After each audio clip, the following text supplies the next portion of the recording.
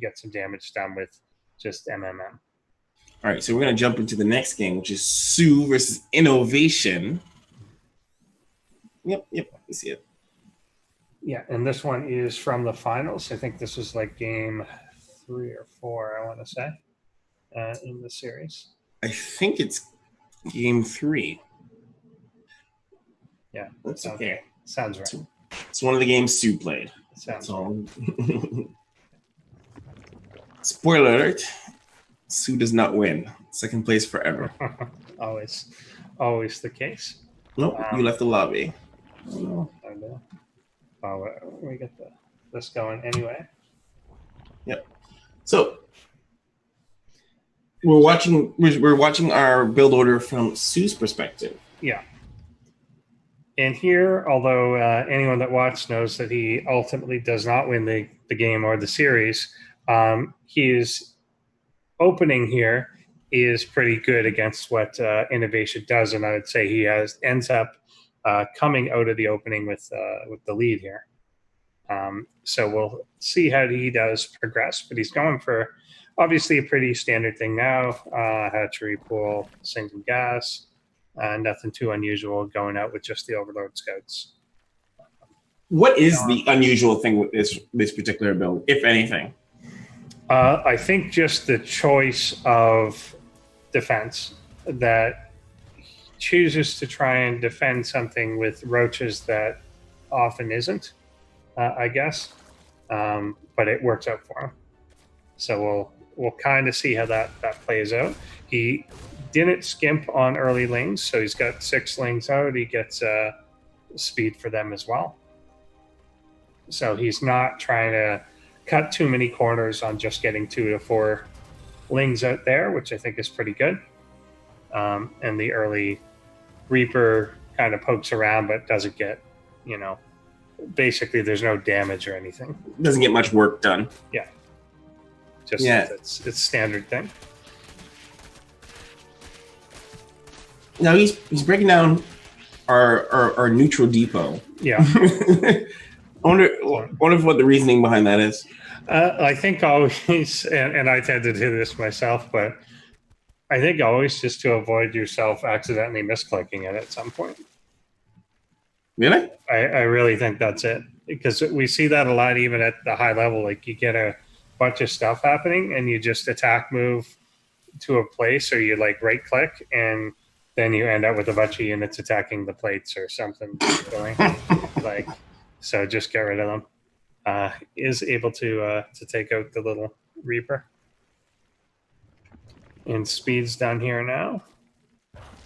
He's got some idea what his opponent's doing and going up to 3 bases. I wonder if he felt this was not necessarily greedy, but this is the optimum way to countering what soO was doing, or if this was, what Innovation was doing, or if there was a level of which he was psyched out. Because, obviously, I think depending on what game this is in the series, it will depend on how soO decides he wants to approach the game. Whether he's like, I want to drag this out to a longer game, or a longer macro game, or end it quicker. Well, and this is obviously more of the longer play. Yeah, I think it's definitely got the longer play implications, because if you're able to just hold early aggression and you've got roaches, you're not going to attack with them, really. And he goes immediately upon completion into the roach speed as well. And I think that, combined with the fact that the Reaper get taken out, there's no real holdback to these early creep tumors. You know that your bases are pretty safely connected. You're going to have the mobility that you want. That wasn't held back or anything. He's been out there with the 6 lings that are perfectly aware of when and what is exactly moving out here. It's all Marines, and Roach Ravager is going to be a pretty strong way to hold this. And Innovation's getting +1/+1. Yeah. Which, to me, in some ways, he's gonna take a pretty much an aggressive stance. Oop, yeah. What's going on here? So, yeah, the drop is coming in. and he's got the spore in that corner. He doesn't want the medevacs to be able to come in super close to everything. Wants to hold them back there. And as soon as the drop comes in, the whole army's there, and he has to push it back or pull it back. And I think what's interesting is this kind of this level of posturing for soO to be like, okay, well, I'm gonna take you to the mid game. I see you getting upgrades. I'm gonna upgrade too. There's a level of which he is. I'm assuming he felt more confident going against innovation further, like into a stronger macro play, or maybe this map came into Acid Plant was more attuned to that. Yeah, I think it's a decent one for that. It may be harder for innovation to go beyond like 4 bases here. Yeah. So you may feel okay with that. The medevacs here, I kind of like this move of 2 empty medevacs coming in, feigning that there is something in them. Of course, there is not, and then the whole army will come and deny this. The mind games. Yeah, that's a pretty good play, but ultimately, like that was probably going to get canceled anyway. The army coming in here now, and the reinforcements coming from the main are actually enough to drive all this back. And I think he ended up getting more damage done on the Marines than the Roaches. Yeah, I feel like the Feign would have been amazing if it was the cause of like almost a loss or cause of great damage to soO, but I feel like soO did more damage to innovation. Yeah, that might just be lack of army or lack of presence.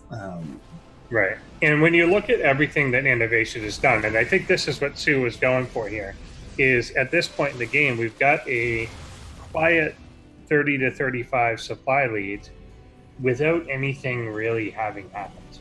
I like how you said the quiet lead, as in like he's just not making it known that he's ahead. Yeah, he simply frustrated innovation's attempts at getting ahead. So yeah, that's something to our producer points out, a very late third base on innovation side. So he was in that mode where that whole middle section with 4 medevacs full of stuff was intended to do something, and it didn't really. It stopped. It slowed down the production of a 4th base, and that's essentially all it did.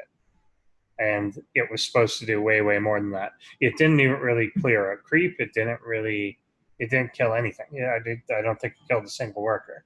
So it never even get close to a mineral line. So that stuff was supposed to do damage, and it didn't do damage. And soO's way of handling it with the Roach Ravager instead of trying to handle it with Ling Bane meant it was a more stable force than you often see. It begs the question of I'm assuming I haven't seen the end of this game that soO won at least this particular match, because it feels like this was a really solid play. I think ultimately he didn't, but but it was definitely strong to this point, and then I think we're going to then see maybe this is where we then get into the weakness. So Mike, that's what my point was going to be. Like, I wonder where soO loses it, whether because I feel like he was ahead. He had an advantage, strong advantage, because innovation invested in this drop with the idea of doing something, and he ends up not getting what he wanted to get done, and it ends up delaying his 3rd. So his economy was behind, and he had this. soO had this really strong sort of supply lead, or this lead in general, and now that lead is gone by this point in the game. Yeah, and like it's leading, but it doesn't feel like the gap does not feel the same. It's because he can't. He falls into almost the same trap of like, that's great, but I can't do anything with this army. So I've got a bunch of Roach Ravagers. So I can't. At 8, let's say, when he had this lead, say 8 minutes into the game, okay, great, but I can't attack with Roach Ravagers. That, like, it's not, he also doesn't have the option, even though he's maybe slow, the 3rd was slow and everything like that, he can't go deny the 3rd, he can't deny the 4th, and then with this large engagement coming up here, with a lot of it being mech, he can trade off here, but he can't really, he can't take a lead here. And then ultimately, Innovation's army holds this, and now we've traded out fairly supply inefficient stuff with a more durable kind of standing Terran army. Innovation's composition felt stronger just by like qualitatively watching it. His composition felt way stronger. Actually, can we go back to that engagement? I'd like to like check out that engagement again, because ultimately, I wonder when he runs up against Innovation in that engagement, what sort of falls down there, because I feel like you said, inefficient amount of trades. He trades this army of positionally, it's okay. It's just the Roach Ravager there sucks. Yeah, that's what I mean. Like, he got a really good sort of surround and concave, but like, and these Banelings came in. I feel like the Banelings didn't bust as much as they could, or they did bust, but then I felt like that was a good portion of the army, and what was left was not much to be desired. Yeah. Also, you don't. So it kind of echoes again from the early game. Is often you get a more thinning, like those early engagements thin out some of this stuff. You traded some Lings for it. They've traded some Marines and stuff for it, but those trades didn't really happen. So there was maybe no more than 2 medevacs of stuff really lost at any point. So the Terran army is just as big as it was as if there was no damage, and that's too big. And then the Zerg didn't really have what they wanted to have. I wonder how you could have capitalized on it better. I think maybe, the only thing I can think is if he can get into position to deny the 4th from ever really going down. I don't think there's any way to stop the 4th.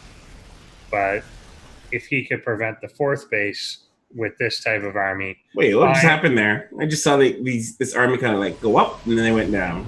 Yeah. Misclick, I'm guessing. Possibly. Possibly went to do something else. But now you've just got Innovation kind of controlling everything. The medevacs never really get checked down. And you can just bounce between the things. The Corruptors come out, but that's a bit late for them to be in existence. If the Corruptors had been earlier, do you think at that main fight you felt like that would have swayed it the other way? Not by themselves. It could. I mean, it would have taken out the medevacs and stopped the continuation to this main fight. But it would have been supply and money that was in Corruptors instead of in the Grand Army, and you would have lost the Grand fight worse. So I don't think. Yeah. Okay. Yeah. So I don't know. And now at this point, obviously, we just got Innovation in full control, and he can do whatever he wants. So it's eventually going to be a tap out. But I think early on, the idea of soO holding early aggression with kind of a stable force is cool, because you're not very often you just get Baneling trades or pushing back the Terran and whatever, and then you end up with like this very flimsy Grand Army. But I think having the Roach Ravager is great. You save this force that now has actual combat potential, but then it wasn't used in any way. And it's actually pretty hard to use it. It's not like that's ever going to be able to push into the natural. So I think your plays are going to be on one of the expansions behind that. On this particular map, I think the 3rd is hard. That's where he was trying to go when he took the army up on the bottom left-hand side of the map. That's kind of where he was trying. To the 4th? To the 3rd. To the 3rd? Yeah, or what was the 3rd in this game? It doesn't always have to be, but the one on the bottom, like the 9 o'clock position, was where he was trying to take his army, and that's where he was trying to get something done. But I don't think that was ever going to happen. So what was generally by then you're going to be off creep. He was trying to do it with the Roach Burrow to see if he could get in and do something with some burrowed roaches, but he just wasn't going to be able to. And that got shut down pretty hard, the burrowed roaches. Yeah, exactly. So he just wasn't going to be able to there, and he just got pushed back on that side. You were never going to be able to take the Roach Ravager off creep and fight the Terran army on their side of the map. So was he more hoping to catch Innovation's army in an unusual position, do you think? Maybe he was. I think he was either looking to catch it out of position or sneak some of the burrowed roaches behind the lane and then cause a delay and get some worker kills done that way. I think maybe that's what he's going for, but it never really picked up steam, so it's hard to say. And then the Terran just had the upgrade advantage just the whole time. So yeah, it was hard to do. I think the only opportunity was probably to try and stop the fourth from coming down, and instead of controlling the bottom, like the 9 o'clock position on the map, he needed to control that 12 o'clock position and see if he could get something that way. And then maybe use, Roach Ravager here with Lings into the third, like again, doing that pull apart. But I don't know how that would work on that. I wonder in an ideal position for soO how he would have finished off an opponent like Innovation or Terran in this position with what he had built. Yeah. Would it been to blow the roaches, pick and pull the Terran apart? I wonder if there were other options in terms of getting by and pulling, because like Innovation locked him out of the third, like really kind of heavily. And like you said, the fourth might have been an option, but the third felt not in pretty much impregnable. Yeah, he had to delay a minute or two, and that was the idea of this stuff. He needed to delay out of this to get to a better type of army, like a higher tech type of army. For soO? For soO, yeah. All right, that makes sense. The delay as long as possible so that you can... And if he had gotten harassment going on that side, if he was denying this base or forcing a pickup or preventing it from coming down and getting a few worker kills here and there, if he was able to do that, then maybe he does delay out, and then there's corruptors, and then there's something else and whatever. And then he's also potentially on 5 bases and all this. But yeah, nothing got rolling. So essentially in the early game here, he got a lead and he saved this army that didn't contribute. Yes. So that was the key. Let's speculate now for our audience at home. Someone decides they want to use this build, and they're gonna, they learn from soO and use this roach build. Mm-hmm. What can we surmise would be the best way to close out that match? Close out a match that's playing out similar using that build. I think you use the roach speed and burrowing, and you assume that you're not playing Innovation.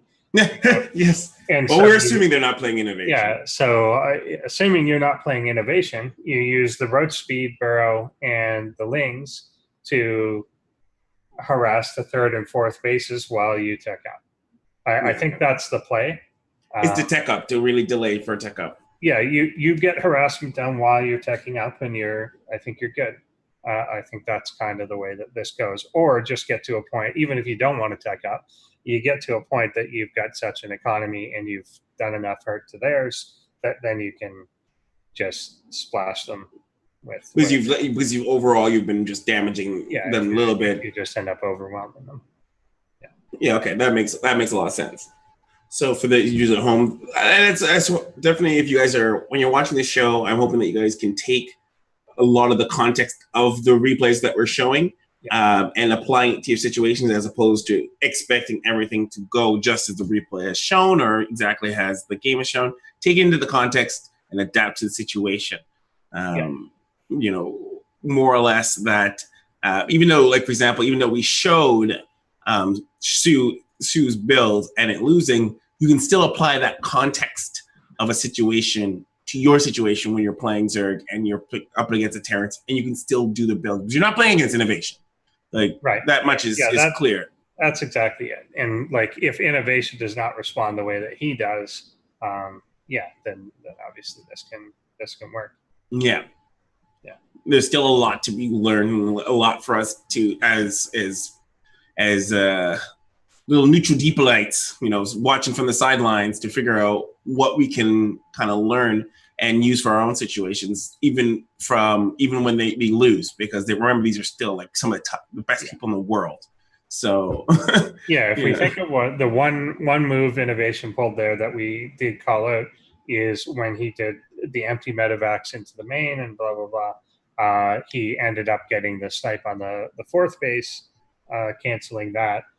Again, if you play against someone that doesn't do that, like that doesn't do a clever thing like that, and then doesn't get out of there with what he's got and go immediately into tanks, and like if you don't play this on an innovation level, then you're probably going to get a bigger advantage even than soO had in this, and soO did come out still with the advantage on it. So yeah, it's going to play it different in your own games, but you have to adapt to what they're doing. If soO had come out of this in those positions, but with that fourth base still intact, then again you're in another situation. Absolutely, and I actually I feel really good about how we were able to break that down. And just to give you guys a little context, even though we've kind of done this kind of format for Inside the Champ prior, and now for the Neutral Depot, there's a lot of things that we're trying. Hopefully, if you guys like the idea with the build order to the side, let us know.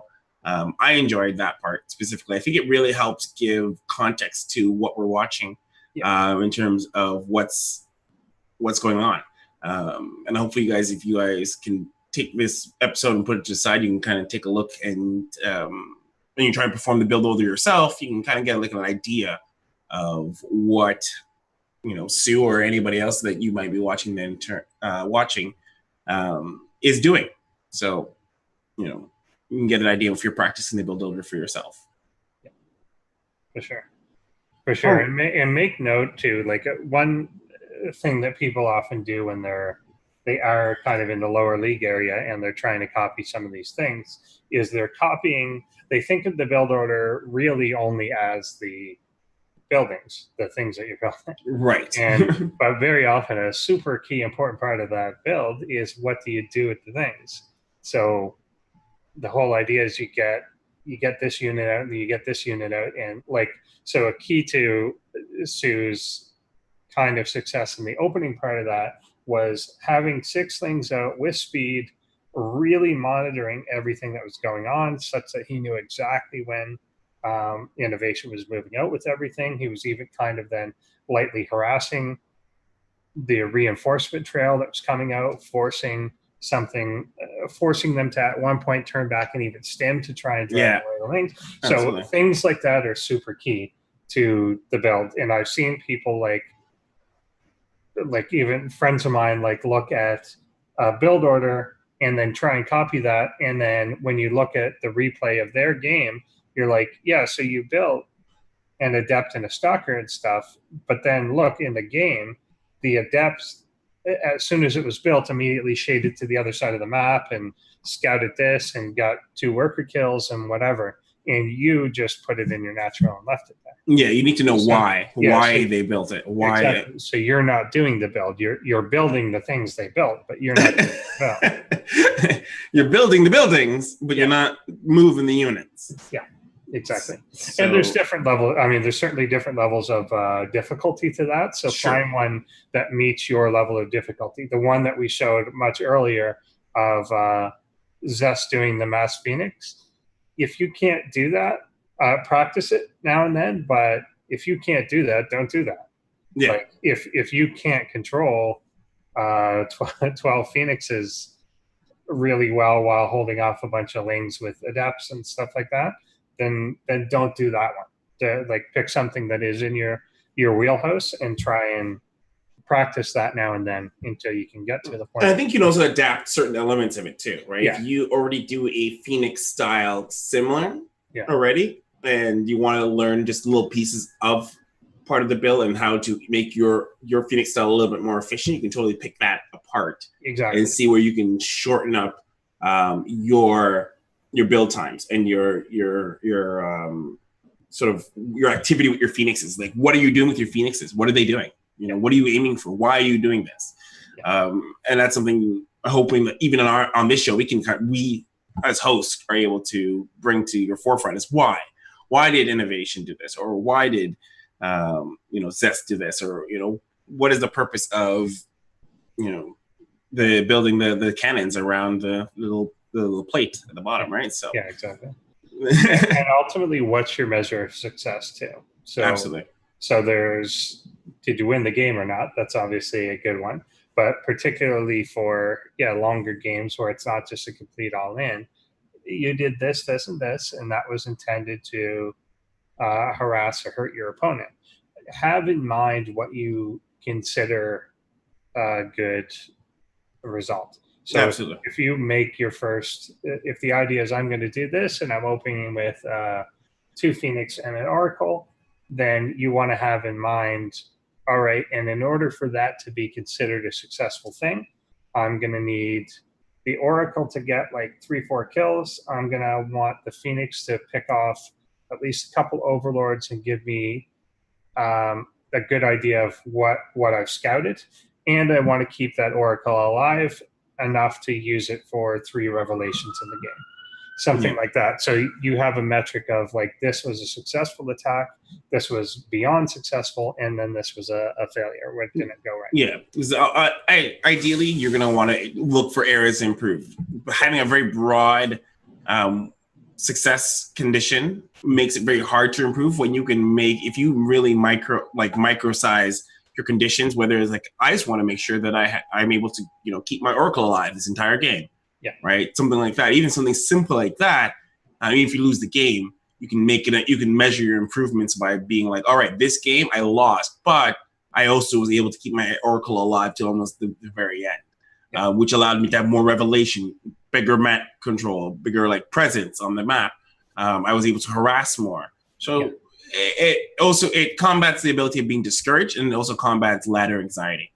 So having more manageable goals. Yeah, it gives you those things. I think everyone that's like actually put effort into practicing has at least known the metrics, things like, spending my money and how many times did I get supply blocked in that game and whatever. Like there's some standard ones that people are used to, but there's more than that you can kind of build in for yourself.